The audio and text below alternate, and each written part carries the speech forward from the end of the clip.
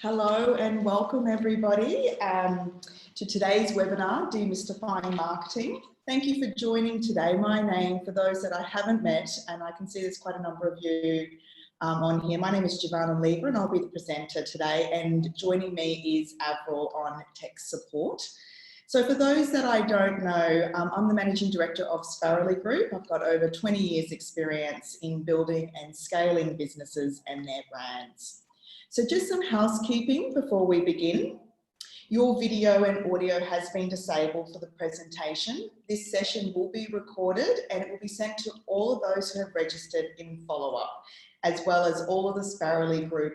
It will also go up on all the Sparrowly Group channels. So this includes the presentation slides, and we welcome you to revisit the recording yourself and share it with your colleagues and watch it on demand.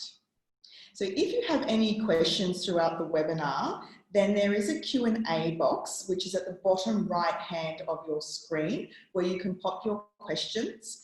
And then if you are having any technical issues, then please use the chat box, and Avril will be on hand to help you out with those.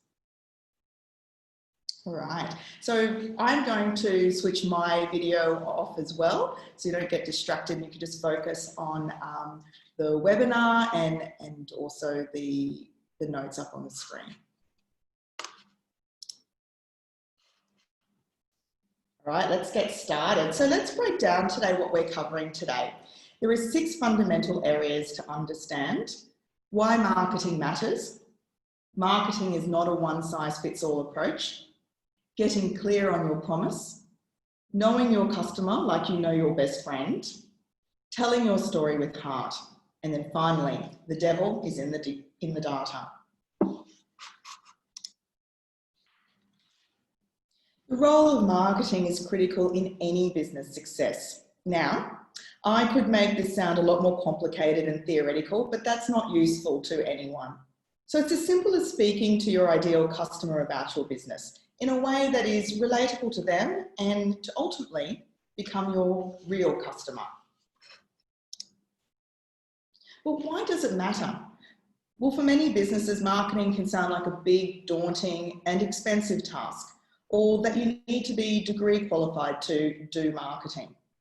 This misconception can often lead to business owners avoiding marketing, leading them to miss out on sales and affecting their bottom line. But it doesn't have to be daunting, nor does it have to be expensive. It does, however, need to be consistent and ultimately focused on understanding your customer and solving their needs. Now, I'm sure it's not news to you. So as you know, businesses need to be 100% focused on the customer, but many aren't. It's competitive out there, overlaid with the complication of recent events of drought, bushfires, floods, and now COVID. The customer doesn't have time for mixed messages. They don't have time to read between the lines because there are plenty of other businesses lining up to catch the same customer. Marketing is about connecting with your customers and is present in all stages of the business. Marketing directly impacts your bottom line. More marketing equals more sales. And regular and consistent marketing builds and strengthens your customer's relationship with your business. So let's help you get clear on your promise. Adopting a customer-centric mindset means you should always ask yourself, what are the pain points or challenges that our customers face, and how can our business solve them? We all know there is no such thing as a one-size-fits-all model. You can't, nor should you try to be all things to everyone. It's important to be clear in terms of what problem you're trying to solve. So before you get started, make sure you're clear on your promise. Now's a really great time to double down and revisit your value proposition, which is basically just a fancy marketing term for your promise, before you start getting out there and blasting out your message. Now, if you haven't heard of the business model canvas, let me introduce you to this concept. It's a nifty open source tool So that means that it's available for everyone to use. And it's developed by a group called Strategizer. So with the business model canvas, we work right to left. Right is around the desirability of the product or service. Do they want it? Left is around the feasibility. Can you build it? And bottom is around viability. Should you build it?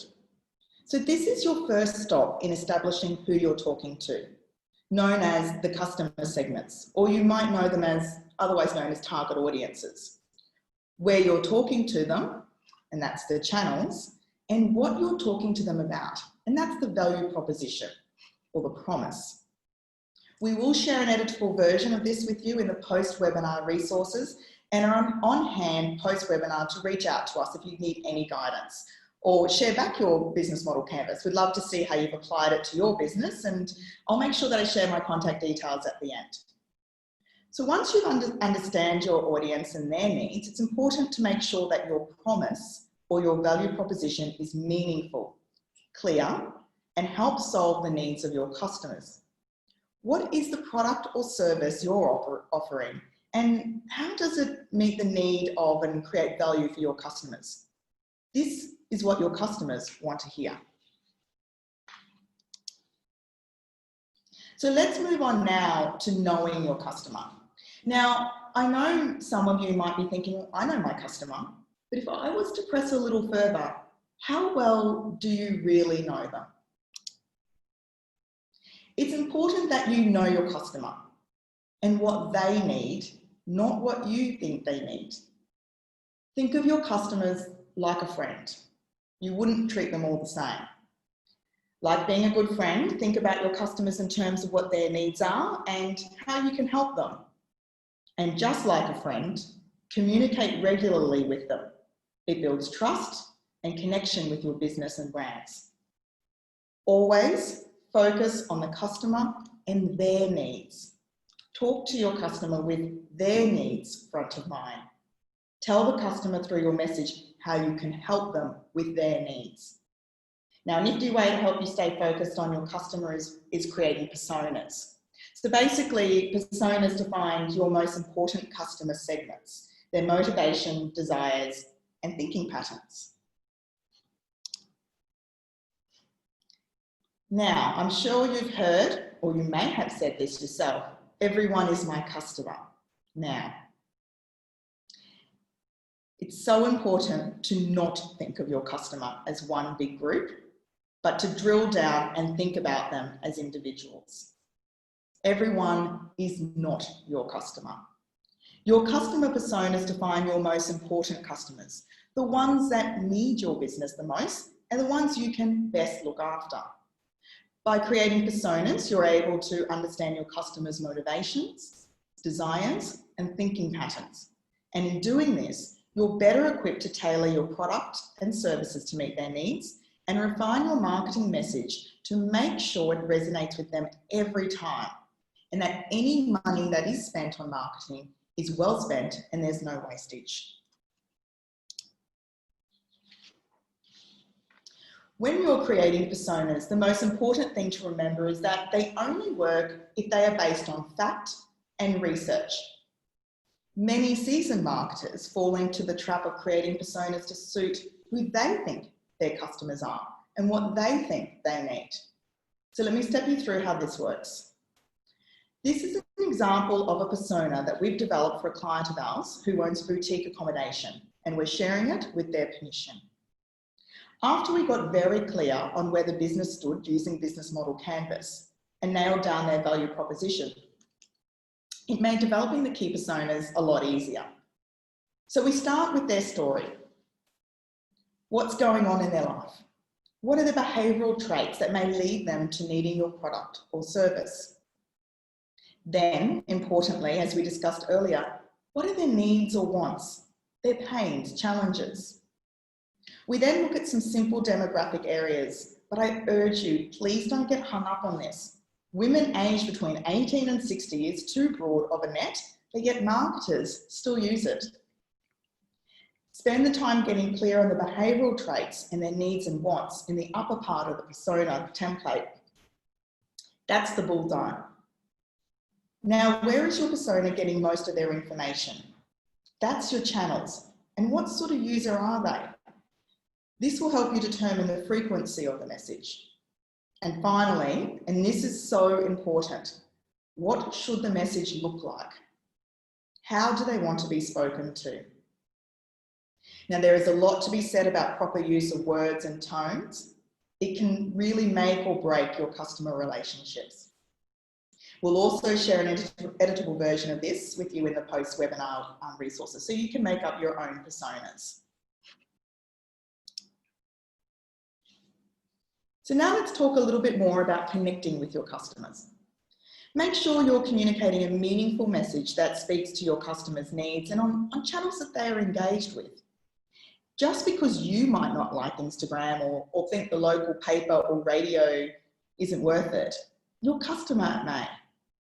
So research where your customers are getting their information so you can fish where the fish actually are and catch them. Now, rather than overwhelm you with all the possible channels you can use, and the reality is not everyone has the resource to do them all and or the budget to spend on them all. Let's focus on the essentials. Number one, your website, your single source of truth. Clear, easy to navigate information site. And if you have an online store, put yourself in the customer's shoes and choose a provider that gives you a solution that works and seamlessly connects you, your website, and your accounting program. Remember, shiny and bright does not always mean best for your business. Number two, choose social media channels that best suit your personas, that best suit your customers and where they are finding their information.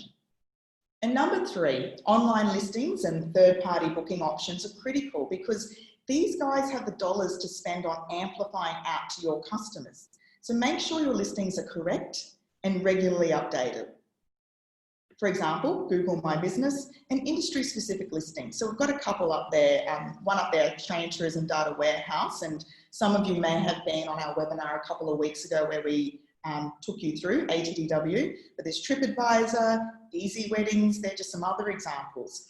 So it's important to know the listing sites that are relevant for your business and research which one works best for you. Some will try to charge you a subscription fee to list. So if you do pay, you just want to make sure that you're going to get a return on investment.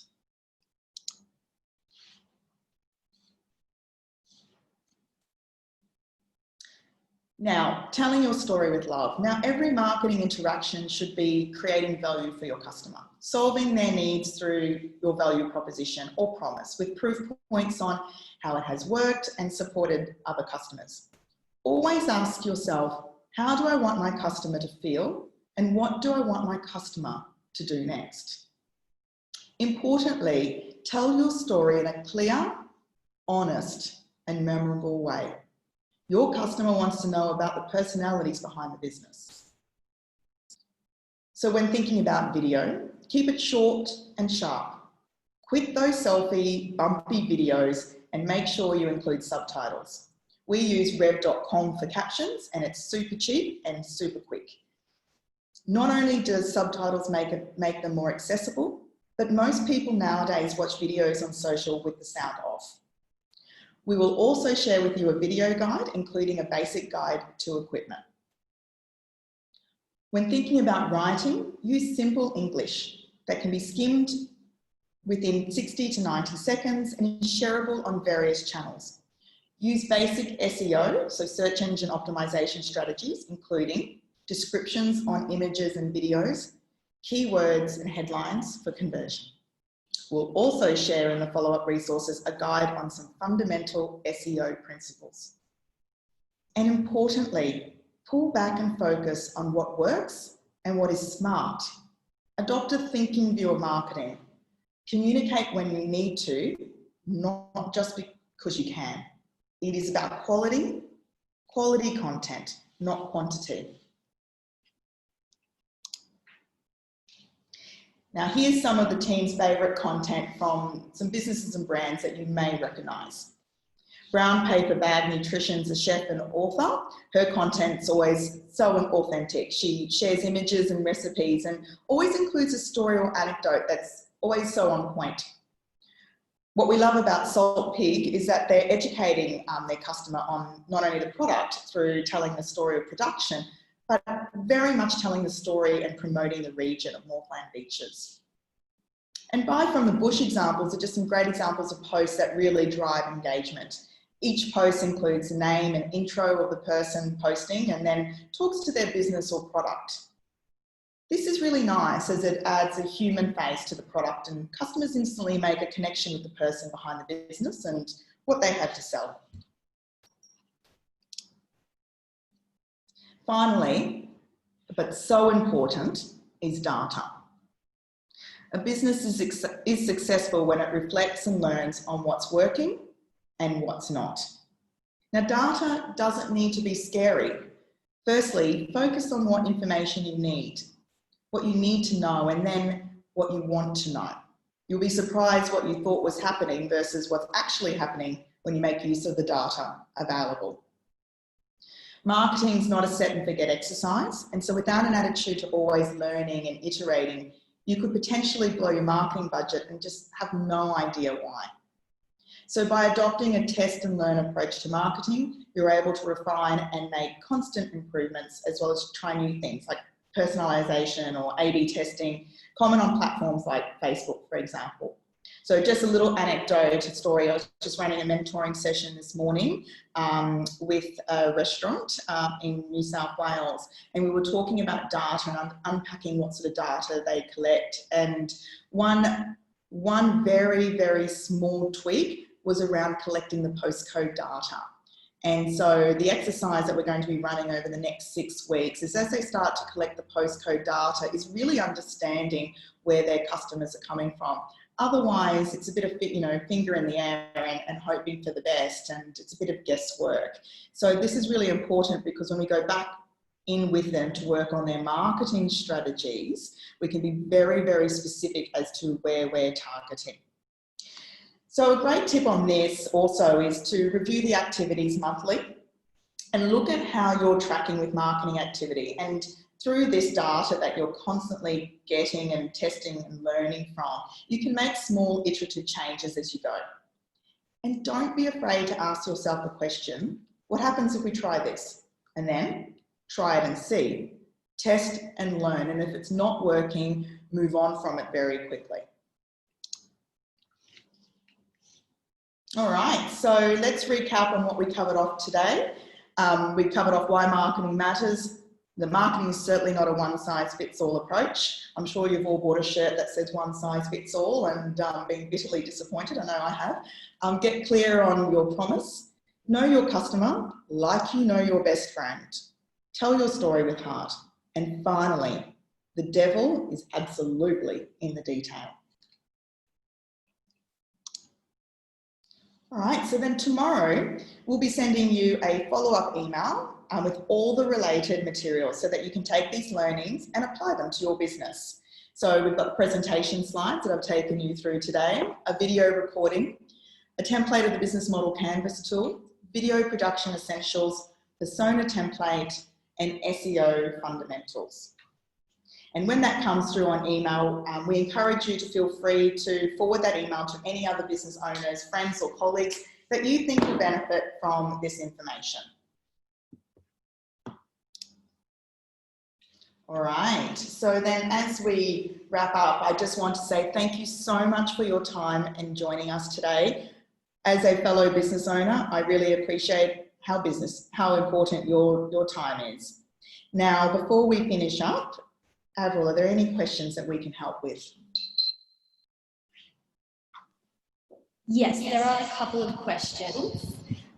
One from Eric, who says, marketing is one activity I do. How do I do this efficiently, i.e. reach a lot of people and yet be personal and friendly? Okay, great question, Eric. I think the tools that we've given you will certainly be a good first step. So Understand that you want to reach a lot of people, but making sure that you're reaching the right people. So understanding your customer and what their needs are really important, and making sure that you're correlating that with your value proposition. And then making sure that you're learning from them and using data insights. And don't worry if you haven't got many data insights to start. You know, some of you might be going like, oh, I have no idea, we've never done this before. Just start with small incremental information and learn from them. And the very basic thing you can do is just talk to your customers and start to get some anecdotal feedback, and then use that feedback to apply it to your marketing efforts. And in terms of still making sure it's personable, you can absolutely do that. I mean, people, and you do it in the way that you speak, in the way you get your content out there. So making sure that it's honest. I don't like to use the word authentic, but you know, it's one of the same. But essentially, just make sure it's honest and it's from the heart, and is always keeping your customer front of mind, because when you do that, that's when you build amazing advocates for life. Any other questions, Avril? There are, yes. We've got a couple more. One from Ian. What percentage of sales should be spent on marketing? What percentage of sales should be spent on marketing? That's a really good question, and it's not as formulaic as that, Ian. Sorry to say, because if you're a big brand, you know, you'd have more marketing dollars. I mean, in some instances, some of the businesses on here may not have any dollars yet to spend on marketing. So the first thing I would say is, don't worry yet about the spend side. Get your organic marketing right first. So that means the marketing effort that doesn't cost you anything. So yes, it costs you time and resource, and that's really important to acknowledge, but make sure that, you know, you get that organic marketing first, and then you test and learn. So rather than just going, oh, I'm going to throw $5,000 at marketing this year, put a small amount when you're feeling more comfortable and you feel that you can consistently say that you are consistently undertaking the organic side, that you're ready to put a buy behind it. Then have some small incremental budget and then test and learn, and then you build up from there. Great. I hope that helps, Ian. If you have any other questions, please let us know. I've got another one from Marg. How do I know how many people find us in ATDW? Now, you can have a conversation with your state and tourism organisation around that, because they will have all of those statistics around it. But it's less around people finding you through ATDW. ATDW is merely the database or the repository. It's how it is then utilised at the front end by various organisations like the Tourism Australias of this world, Destination New South Wales, Tourism Events Queensland, and whatnot. So it's what you'd want to do is understand what campaigns and what programs they have running, and you would do that through working with your representative for your regional tourism organisation, and then from there getting some campaign help. But it's more so also around when there is campaign work that is coming out and your region is being highlighted, is getting on board, making sure your ATW listing is up to date, making sure you're keeping front of mind of the marketers over at the relevant RTOs, regional tourism organisations and state and national tourism organisations, and leveraging off it. So it's not just about how many people are just looking at your ATDW listing, it's what you're going to do to leverage those opportunities. Great. We've got another one from Marg as well. I have 4 very different target markets, e.g. weddings, B&B, bus and garden tours and functions. That's the end of the question, but if I paraphrase this correctly, Marg, I think you're asking, how do I talk to so many different target markets? Yeah, that's a really great question, Mark. And hello, Mark, it's good to have you on today's webinar. I know we've been chatting over email. Mark, very different target markets. You do not treat them the same, you just cannot. So this is, again, going back to the business model canvas, and getting really clear in terms of those target markets and what are their pain points. And each of them, or their needs and wants, each of them will have very different needs and wants. So getting clear on that, and then from there, okay, well, what's my value proposition for each of them? Now, a really great example, and I encourage you all to have a look at this it's beautiful restaurant and event space in Ballingen in New South Wales. It's called Cedar Bar Restaurant. They have the restaurant cafe side of business, and then they have the event space where they do quite a lot of weddings, for instance, baby showers, 40ths, etc. They have two very discrete channels for those markets. So for the restaurant hospo side, you can find them on Instagram, Facebook under Cedar Bar and Restaurant. But for weddings, for instance, because that is a really great part of, an important part of their business, they have a whole different channel, and it's called Ballingen Weddings. And they have a very specific channel. So the way in which they message out to those customers is very, very different. There is crossover for cross promotion across the channels, but it's about really understanding where your customers are, where the fish are, basically, so you can go fishing. And so for in this instance, while Cedar Bar and Restaurant has Facebook and Instagram, Ballingen Weddings is just on Instagram. That's really good insights. Thank you for sharing that example.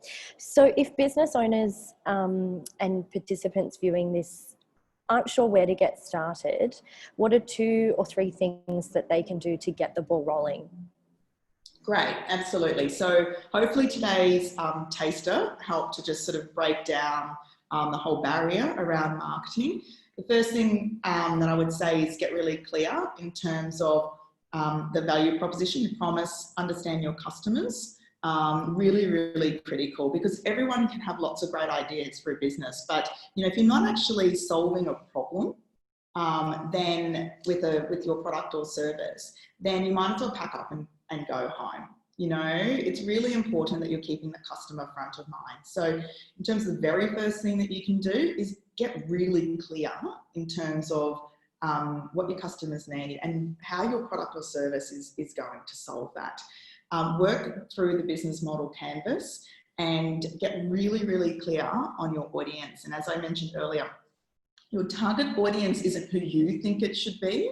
You really need to look at data and constantly look at data and refine that to make sure that you're targeting the right people, because who might be your customer, who you might think your customer is as you start out your business will change as you learn more about the environment that you work in. And that's okay. That's really, really okay. What isn't okay is if you keep trying to push, in one direction and then just not your customer. So you have to just be open to iterating and learning. And, we do it here at Sparrowly Group as well.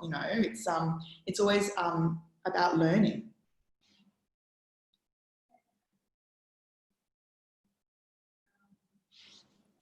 That's brilliant. Thank you. And what are the absolute bare minimum activities that a business should be doing? Yeah, so as we mentioned earlier, a website is really, really important. And look, there are so many, please don't feel like you have to do anything, fandangle or have to go and pay someone thousands of dollars and hand over the rights to your website. There are amazing templates that you can use in Squarespace and WordPress and Squarespace and WordPress are probably the better ones in terms of helping you with the search engine optimization for the back end. We use Squarespace here at Sparrowly Group. And we just use a template for one of the Squarespace templates for our website. So having a really clear website, and again, less is more, but just make sure the information is easy to find and to navigate.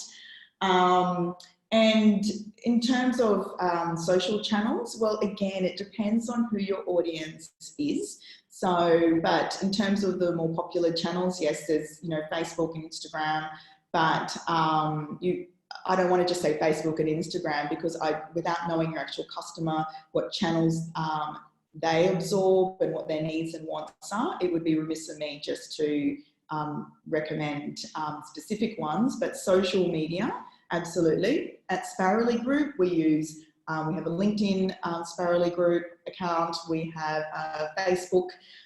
We also have Instagram, and then we have specific groups. So if anyone's listening and wants to know more about our specific business group, you can go into Facebook groups and look up Business Bounce Back, and you're more than welcome to join that. And that's where we talk very specifically directly to small businesses, and it's very much around, well, what are the needs and wants, what are the pain points of the businesses today, and how can we help them with information?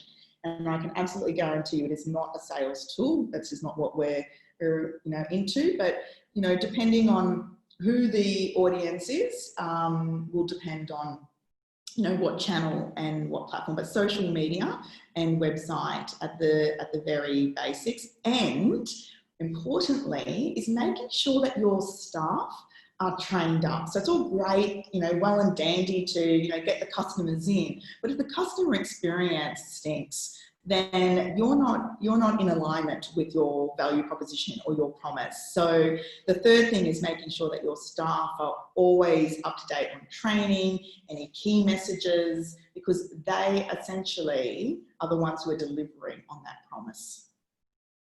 Thanks, Av. Perfect. And we've just got one last question. So if a business has all of those things sorted, then what are maybe one or two things that they can do to take their marketing to the next level? Yeah, great. Well, that's great. If you've got all of that sorted, is making sure that you've got really robust data sitting behind it and you're learning from that data. And I'm not just talking about unique visitors on your site or how many people are opening your EDMs. Really drilling down and understanding how your business, your products or services are being responsive to your customers, and refining, or iterating. That's really important, because any business person or any marketer who says, oh, we know our customers, we can just set and forget. Well, they're fooling themselves and they're fooling the business, because we're in a changing world. And competition keeps popping up and around. So you need to be ready and always thinking about how are you going to innovate your product or service to be constantly responsive to what your customer needs. Fantastic. Okay, that's the end of all of our questions. Great. And concludes our webinar. Great, thank you so much. And as we mentioned earlier, please feel free to get in touch with us if you have any questions. My contact details are here on the screen. We will be sending all of this information to you tomorrow. So you've got everything up in a nice little package, and you can download them and use them as your business marketing toolkit. Now, our next webinar is on managing distribution channels, and it will be hosted on the 30th of July at 11:30 a.m. by Naomi Farrelly from our team. We'll also send details to register for it in the follow-up email, which will hit your inboxes tomorrow. But thank you so much for joining us today, and I hope you enjoy the rest of your day and keep safe and keep healthy.